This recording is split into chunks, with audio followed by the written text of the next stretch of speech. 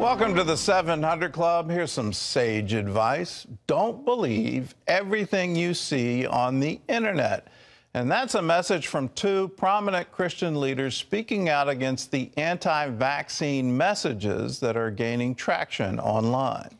Dr. Francis Collins and Russell Moore are calling on all Americans, particularly Christians, to get their COVID-19 vaccine as soon as possible. CBN's medical reporter Lori Johnson has the story. How do I know that something bad isn't going to happen to me or my family with the vaccine? What would you say to reassure those people? Well, here's a great opportunity for Christians to say, let's really look at the truth. NIH director and noted Christian author Dr. Francis Collins and Southern Baptist Ethics President Russell Moore want Christians to think twice before believing unproven anti-vaccine theories. There's an awful lot of information floating around, particularly in social media, that frankly doesn't represent truth. It represents some certain degree of fear and anxiety and some just frank conspiracies that are pretty outrageous. For example, Collins, who led the effort to sequence human DNA, explained why the messenger RNA vaccines produced by Pfizer and Moderna do not alter a person's DNA. The RNA lives a very short time in your body. It is quickly degraded because RNA has a very short half-life. So there's no residual of what you've been injected with beyond probably a few hours. They said some rumors could be seen as jokes, except people believe them by refusing vaccines or putting lives at risk. And no metals that interact with 5G towers and implant ways that people can know where you are and track you. No, and Bill Gates has not convinced us to put microchips into the syringes. I still think there are people who have heard that and think maybe it could be true. I really want to assure people these are wild, crazy ideas. Some vaccines, such as the ones made by AstraZeneca and Johnson & Johnson, use material derived from abortion, but it's not what you might think. There's a cell line, which was derived in 1972. A cell line that was derived from a pregnancy termination in Scandinavia, an elective abortion. That cell line has been used, it's called HEK293, in many, many areas of biotechnology. And while abortion is certainly an issue of life, so are vaccines. According to CDC statistics, COVID-19 contributes to a person's death each minute of the day in the United States. But if you have a life-saving intervention and there's no other alternative that is acceptable when we're talking about cell lines derived 50 years ago, there's no current use of human fetal tissue at all in any of these vaccines. In short, they advise Christians to get vaccinated. So if you're trying to size up benefits and risks, and if you believe that God gives us the opportunity to act as his agents to try to relieve suffering and death, then it seems like this is a pretty good balance. Other Christian and political leaders are putting forth pro-vaccine messages. Evangelist Beth Moore and former presidents Clinton, Bush, and Obama volunteered to not only get their COVID-19 vaccine as soon as possible, but to also do it on camera as a way to prove it's safe and encourage others to follow their lead. Lori Johnson, CBN News. And let me encourage you, don't listen to the conspiracy theorists that somehow or other this is going to be the mark of the beast, or you're going to get some kind of chip implanted into you. All these things that are swirling around aren't helping at all. And I encourage people, please protect yourself. If you're in one of the high-risk groups, absolutely, please get this vaccination. For the rest of us who aren't, we're probably going to have to wait, given the policies that are being announced as to who has access to a vaccine. But let's protect ourselves. Wouldn't it be wonderful to be finally free from this pandemic? Well, you can get informed by watching the entire webinar featuring Dr. Collins and Russell Moore by going to cbnnews.com. In other news, President Trump's legal team is pressing ahead with its court challenges over the election in several states.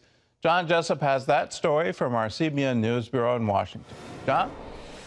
Thanks, Gordon. One of those challenges involves footage of vote counting in Georgia, while another questions the legality of thousands of voters in Nevada. CBN's Paul Strand has the story. At a legislative hearing Thursday in Georgia, a Trump team volunteer lawyer, Jackie Pick, played a video allegedly showing election workers secretly pulling suitcases full of mystery ballots out from under a table and for more than 2 hours adding thousands of them to the vote count. So what are these ballots doing there, separate from all the other ballots? And why are they only counting them whenever the place is cleared out with no witnesses? The Trump team's lead counsel in Georgia argued the state's vote is hopelessly compromised. That is why the election must be vacated and cannot be allowed to stand. But others say the state's monitor remained to watch the vote count and that nothing illegal took place. In Nevada, state Republicans say they've submitted the following evidence to the court. Almost 8,000 ballots cast by voters with addresses that don't exist. Some 15,000 voters registered to vacant or commercial properties that cast ballots. More than 2,000 votes by voters that legally changed their address to another state or country. About 42,000 voters who voted twice, and on and on. That would add up to the more than 33,000 votes by which Joe Biden beat Trump in Nevada. The judge will rule soon on the massive GOP case, although the state's electoral votes have already been certified. And Republican lawmakers are asking the Supreme Court to stop Pennsylvania's Democratic officials from certifying the state's vote count, saying the state violated its own constitution in this year's election changes. So the Trump team is continuing its legal challenges, but time is running out, with the Electoral College set to vote in a week and a half. Paul Strand, CBN News, Washington. Thanks, Paul. Turning overseas, for years now, the BDS movement has urged countries, companies, and even churches to boycott and divest from any group tied to Israel, with the goal of demonizing the Jewish state and damaging its economy. As Chris Mitchell reports, one group has found a way to counter that tactic.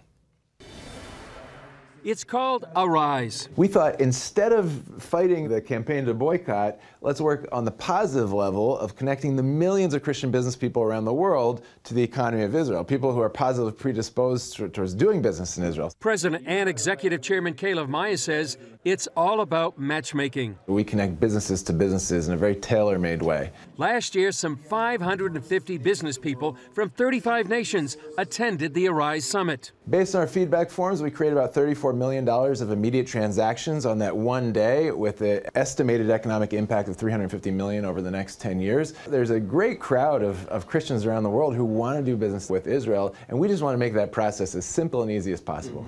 Since then, 2020 happened, bringing with it major impacts to Israel and the Middle East. The theme of the summit is prospering in the new normal. The new normal being both the COVID-19 reality that we all find ourselves living in, as well as the normalization of ties in the Middle East with the Gulf states, which open up enormous opportunities. While some Christians are skeptical about Israel signing on to the Abraham Accords, Maya sees the positive. As far as we're concerned, if you've been praying for the peace of Jerusalem like the Bible instructs you to, you should be extremely excited that peace is actually taking place now, and it really creates an opportunity for flourishing and economic prosperity for both peoples. Those countries have billions to invest in Israeli innovation. For instance, technologies that are used to fight COVID-19. We're going to have a speaker from an Israeli company called Aura Air, which has an air filtration system with a radius of like 300 square meters. They had developed it to kill airborne diseases in hospitals and just launched it when COVID-19 hit. This year, Myers is taking the Arise Summit online with special software to help participants keep those one-on-one relationships. So you'll go into that tab on the corner of your screen, be able to see all the other participants, filter through them with software. So you'll find people based on area of interest or industry, what they have to offer, and those exciting leads, you'll be able to set up a live video chat with them. Literally have your hallway conversation like at a physical summit. Chris Mitchell, CBN News, Jerusalem. Gordon, it looks like we're witnessing a technological, economic, and political shift in the Middle East. That's wonderful news, and I encourage people, please invest in Israel. It's a wonderful way to bless Israel.